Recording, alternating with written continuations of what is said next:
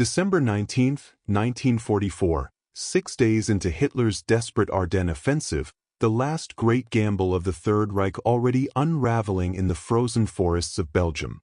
A young Wehrmacht soldier named Friedrich Müller, 22 years old, stands in a processing line at Camp McCain, Mississippi, 7,000 miles from the smoking wreckage of his panzer column. In his hands, a folded rectangle of olive drab wool, rough to the touch, lighter than he expected.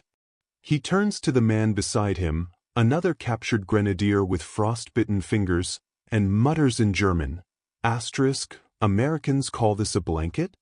Laughter ripples through the line of prisoners, nervous, mocking, defiant.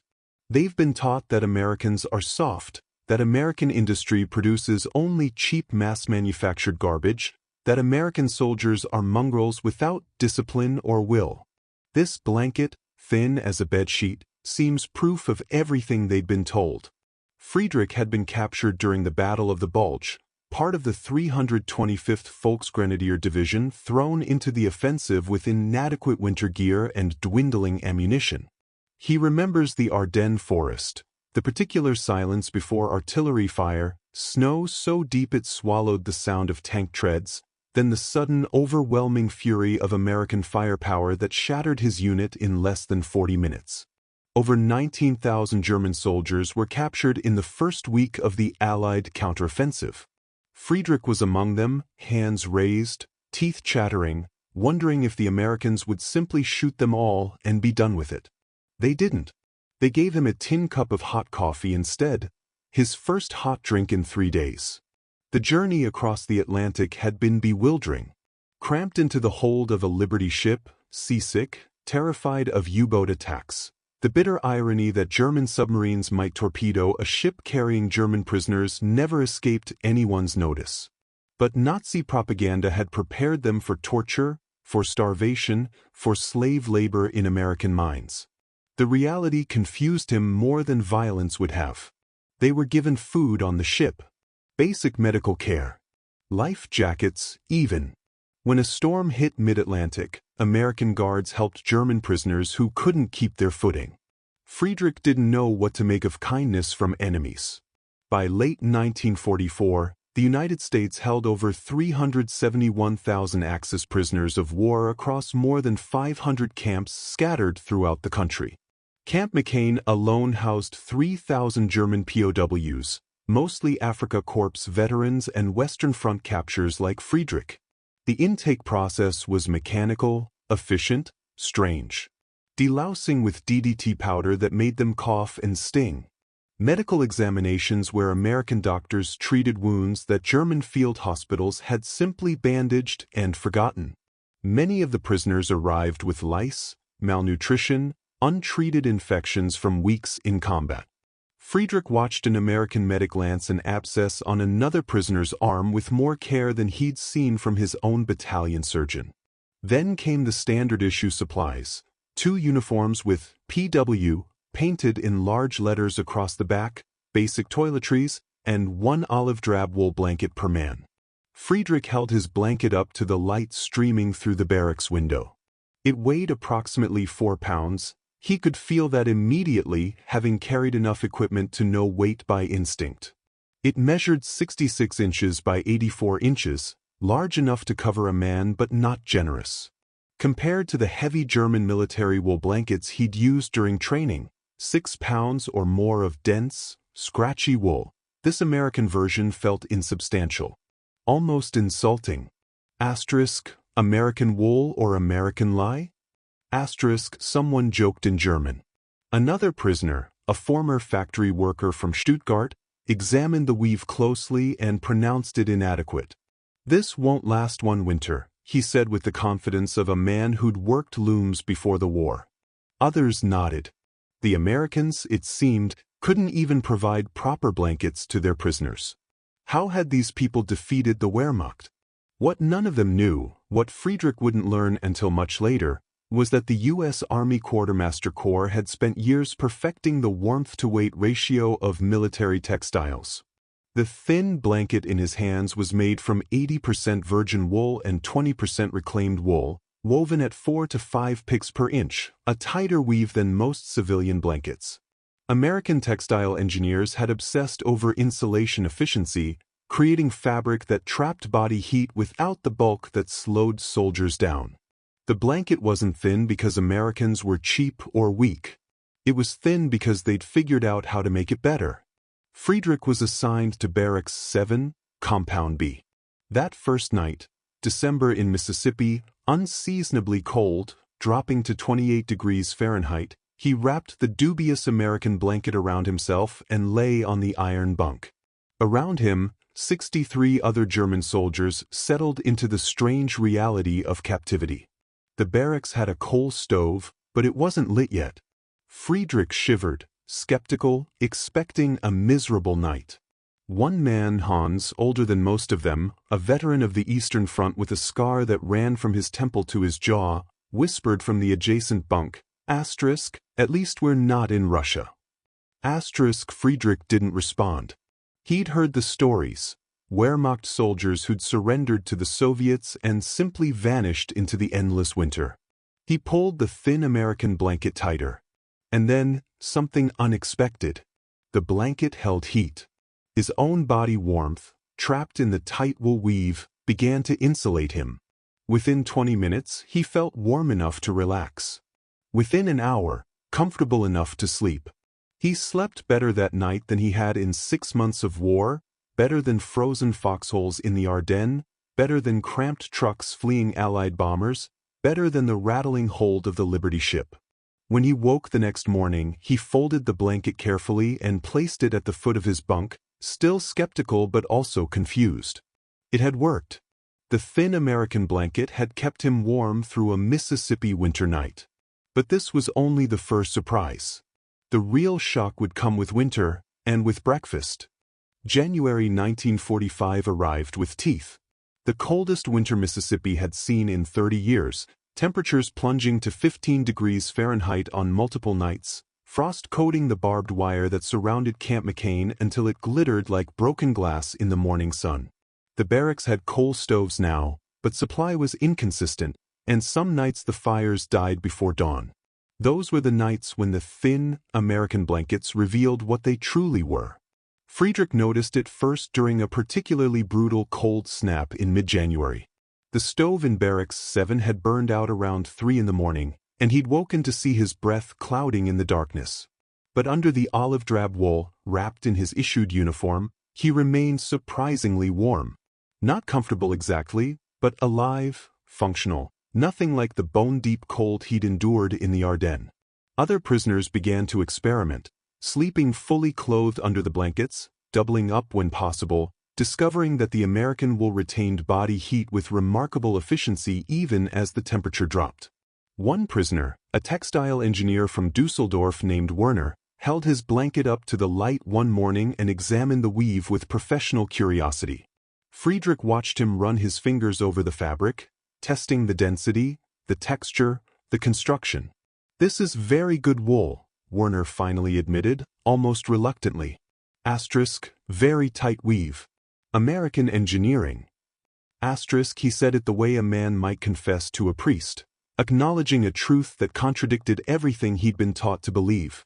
The letters from home made the contrast unbearable.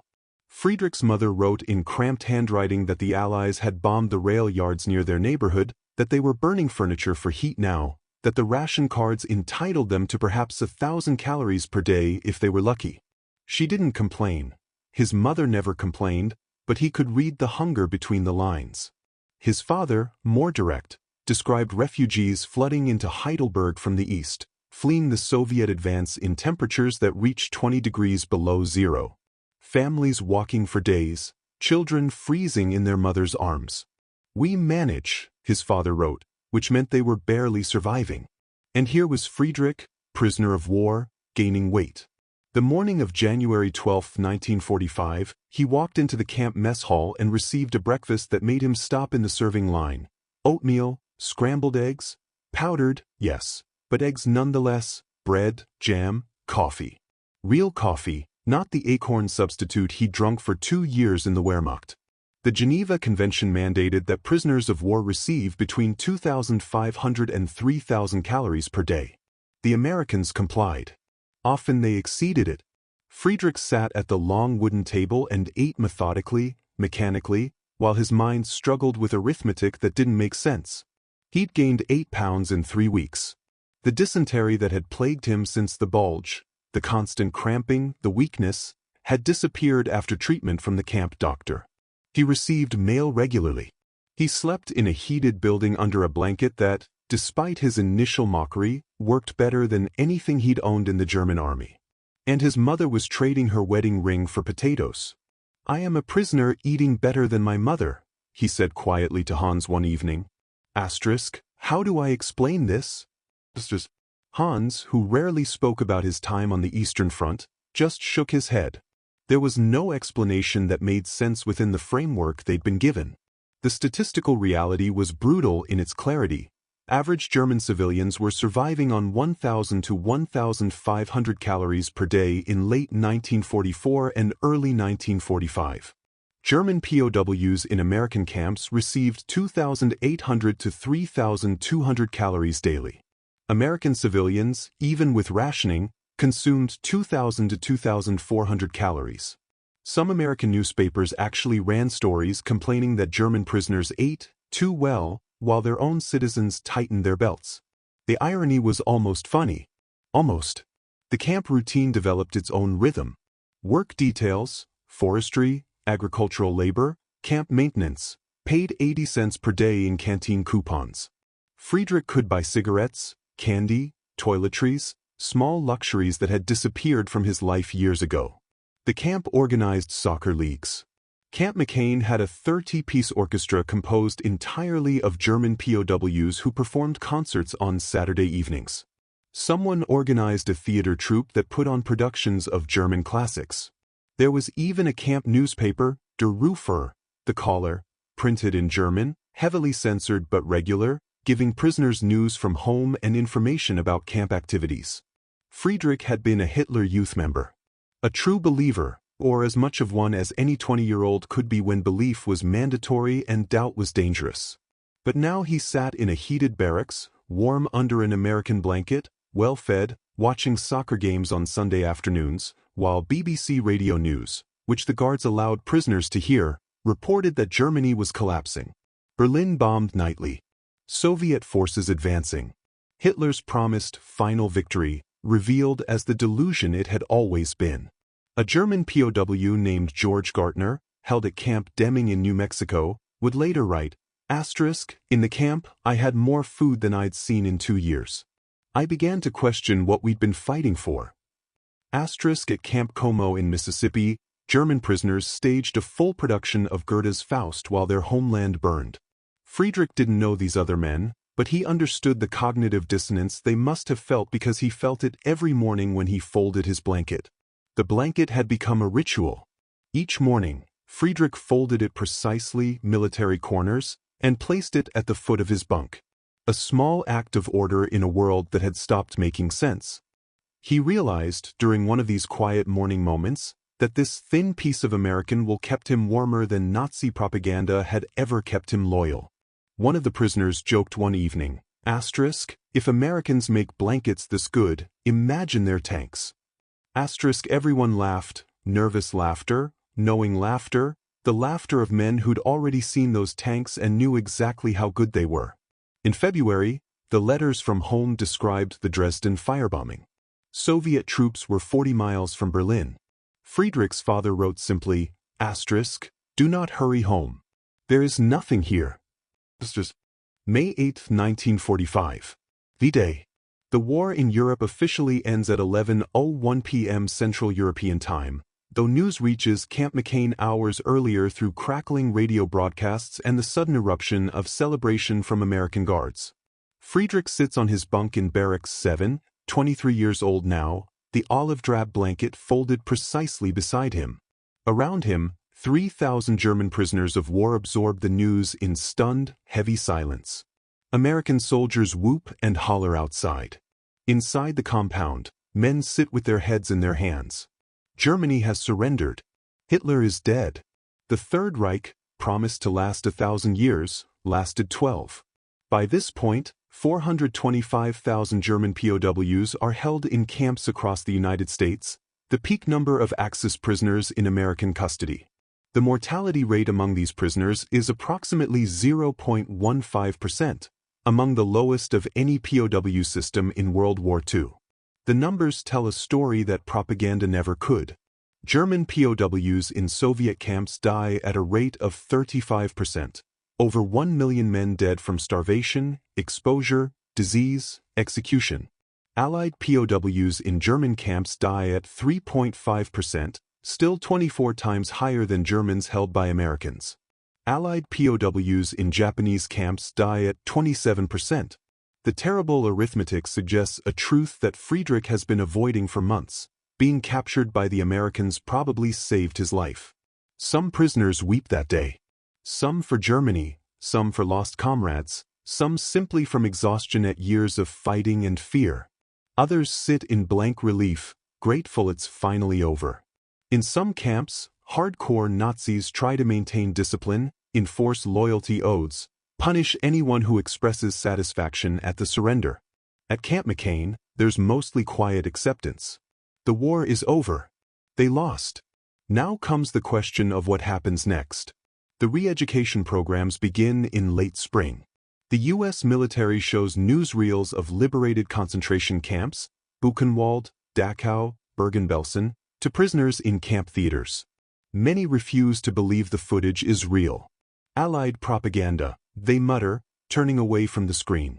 Asterisk, trick photography. Asterisk, others watch in silence as the camera pans across mass graves, emaciated prisoners, gas chambers disguised as shower rooms. Some men break down completely, weeping, claiming they never knew, that they'd been fighting for Germany, not for that this couldn't be what they'd given years of their lives to defend. Friedrich watches the Buchenwald footage on a humid Mississippi evening in June. He sees prisoners who weigh 60 pounds. He sees children with hollow eyes. He sees American soldiers forcing German civilians from nearby towns to walk through the camps, to witness what had been done in their name. A German POW named Reinhold Pabel would later write about watching similar footage. Asterisk, we had been told America was the enemy of culture. Then they showed us what our culture had become. That night, Friedrich wraps himself in the American blanket despite the heat. He doesn't sleep. He thinks about the propaganda he'd absorbed as a Hitler youth, the speeches about racial purity and German destiny, the promises of victory and greatness. Then he thinks about this blanket, mocked when he first received it, dismissed as evidence of American weakness, that kept him warm through winter. He thinks about the food, the medical care, the heated barracks, the soccer games and orchestra concerts and basic human decency offered to enemies while his own government built factories of death. Hans, in the next bunk, breaks the silence. Asterisk, still think American blankets are thin? Asterisk, Friedrich doesn't answer. Repatriation begins in summer 1945 and continues through 1946. POWs are sent home in waves, organized by region and occupation zone. But it's complicated. Many prisoners come from areas now controlled by the Soviets, and they request permission to stay in the United States or at least avoid return to Soviet-occupied territory. By 1946, approximately 5,000 German POWs apply formally to remain in America. Thousands more will emigrate legally in the 1950s, building new lives in the country that once held them prisoner. Friedrich's hometown of Heidelberg falls within the American occupation zone, which means return is relatively safe. But he delays. He volunteers for extended work details, earning his 80 cents a day, writing careful letters to his mother explaining that he'll come home when he can actually help rebuild rather than simply add another mouth to feed. It's partly true. But part of him, a part he won't fully acknowledge, doesn't want to leave the strange security of captivity. Here the rules are clear. Here he's warm and fed. Here, he doesn't have to confront what Germany has become. In June 1946, he finally boards a ship for Hamburg. In his duffel bag, he's permitted to keep the American wool blanket, common practice, as camps have thousands in surplus and Washington sees no reason to ship them all back.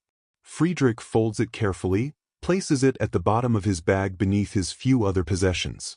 This blanket, once mocked and underestimated and dismissed as proof of American inferiority, kept him alive through a Mississippi winter. More than that, it kept him warm while his entire worldview collapsed and rebuilt itself. By late 1946, all German POWs are repatriated from the United States. Many will later credit their time in American camps as an awakening, a salvation, the period when they learned that the enemies they'd been taught to hate treated them with more humanity than their own leaders ever had. The German POW soccer leagues in America had been so popular that some teams played against local town teams. They usually won. The economic impact of POW labor helped ease American agricultural labor shortages during the war, making the system beneficial for both sides. Nazi propaganda had claimed Americans were weak, decadent, racially inferior, incapable of real sacrifice or strength. The reality was different. American strength wasn't just tanks and bombers and industrial capacity. It was infrastructure that could feed millions of enemies while fighting a global war on two fronts. The thin blanket was always a metaphor: efficiency over brute force, quality over quantity, humanity over hatred. Friedrich returned to Heidelberg. He became a teacher eventually, married, raised children, rebuilt a life in a country that had to rebuild itself from ashes. In the attic of his home, folded in a trunk, he kept one olive drab U.S. Army wool blanket, 66 inches by 84 inches, for pounds, still serviceable after 40 years. He never told his students about it. But on cold nights, sometimes, he'd take it out and wrap it around his shoulders. And remember the strange winter when enemies kept him warmer than friends ever had. If this story gave you a new perspective on history, where humanity appeared in unexpected places, leave a like on this video. Subscribe if you want more untold stories from the past that challenge what we think we know about war, about enemies, about the small objects that reveal larger truths. And in the comments, tell us, what surprised you most about this account? What would you have done in Friedrich's place?